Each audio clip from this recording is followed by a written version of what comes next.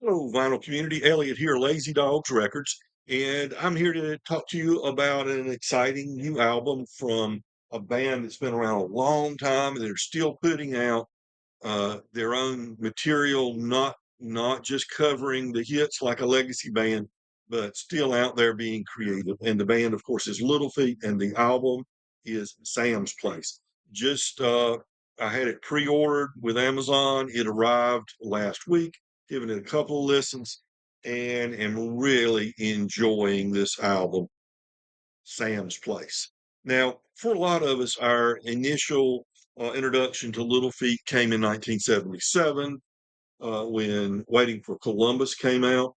Uh, Prior to this, I had not heard of the band Little Feat, although I'm sure there are many of you out there a little older than me that were well aware of Little Feat.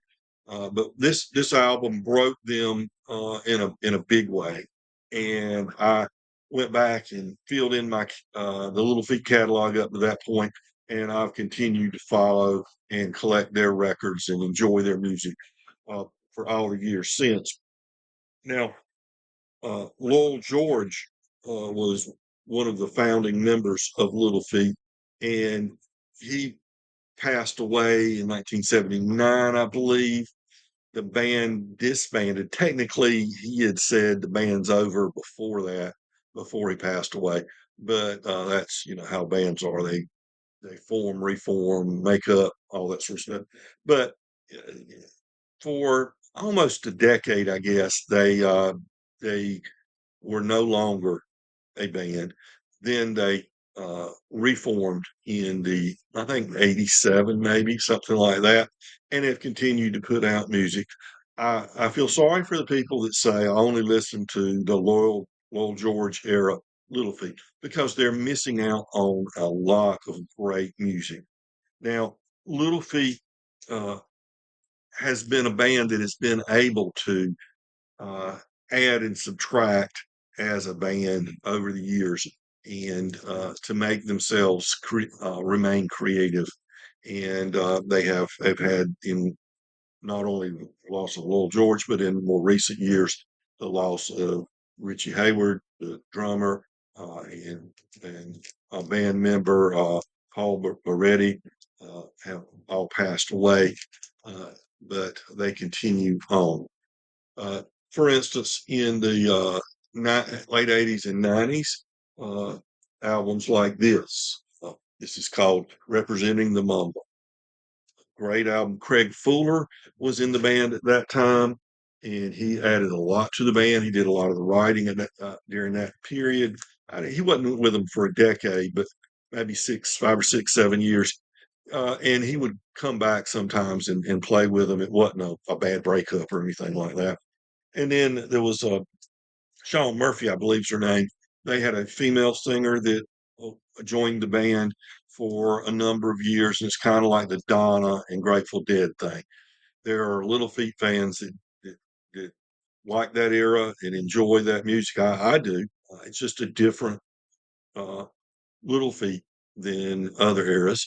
There are others that, oh, I can't stand it when she was in the band. She ruined it and all that sort of stuff, kind of like they do with Donna and the Grateful Dead.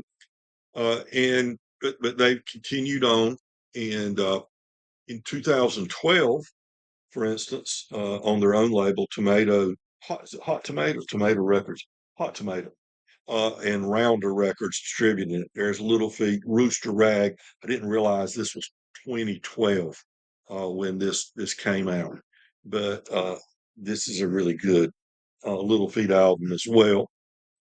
And they had not released any albums since Rooster Rag 2012.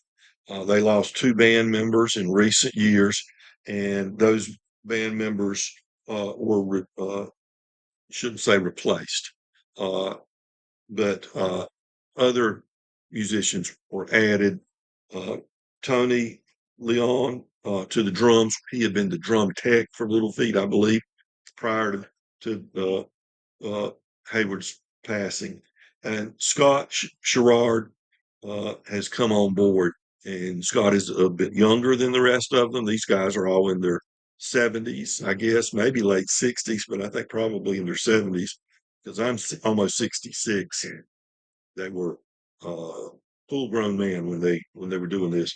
Um, so uh, Scott Sherrod is a valued member of the band, I believe, today.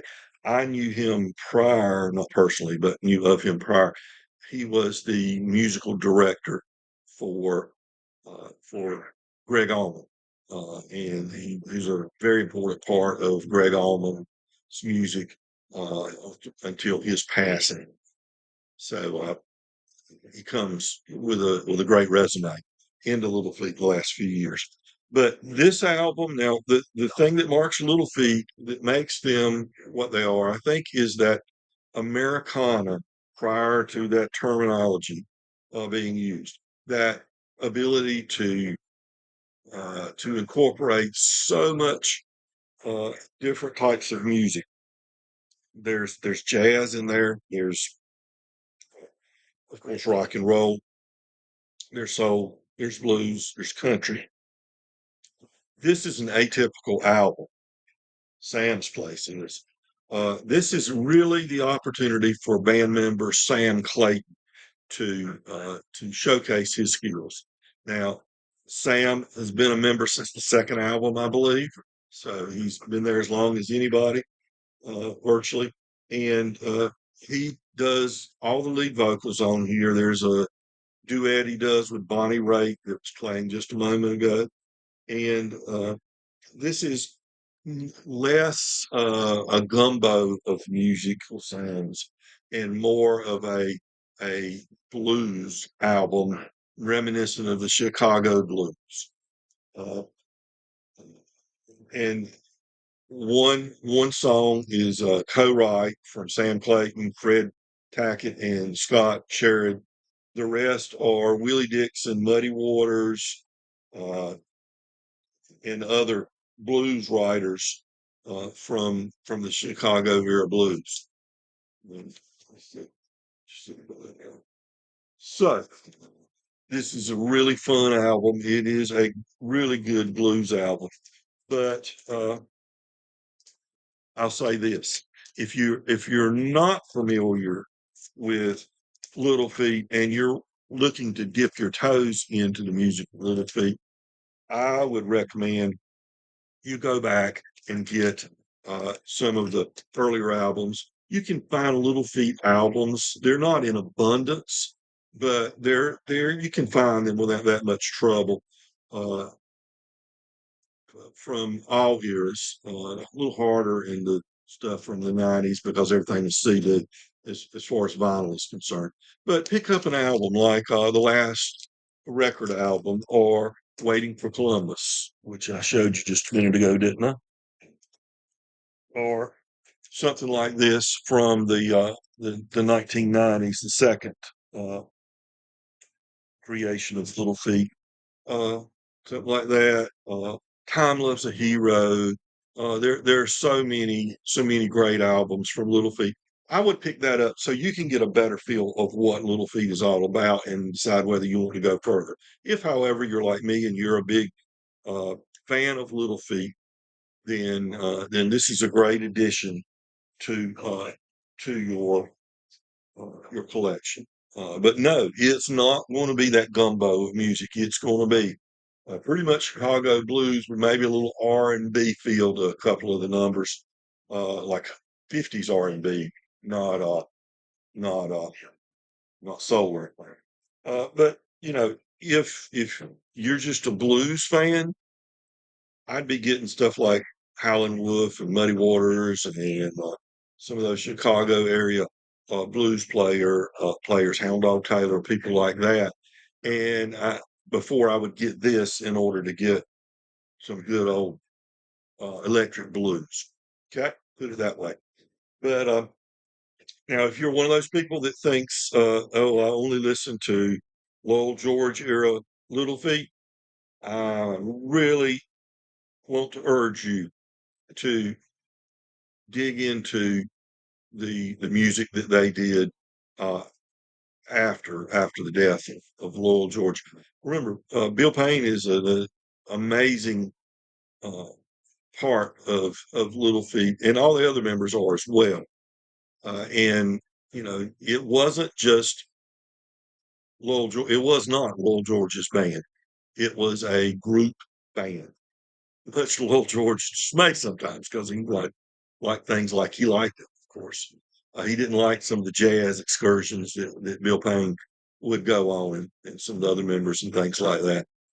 He didn't like the jamming sound. He liked structured song, play your 3 minute song and go to the next one, that sort of thing. But I love all eras of Little Feat. Check them all out. But again, uh, if you're getting your feet wet in Little Feat, I wouldn't recommend getting Sam's Place first. Get some of the older stuff. You can find it. Also, a lot of them are coming out uh, as these audiophile recordings, reissues, things like that. I know Waiting for Columbus has come out that way, and it seems like Time Loves a Hero uh, maybe has come out. There's several of them that have come out.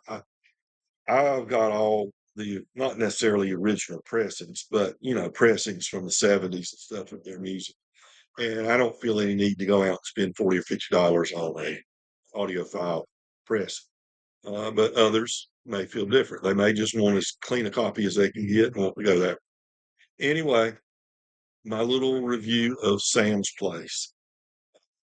Hope you enjoyed it. Hope it didn't take too long. And folks, please remember to be kind to your neighbors, because we're all neighbors.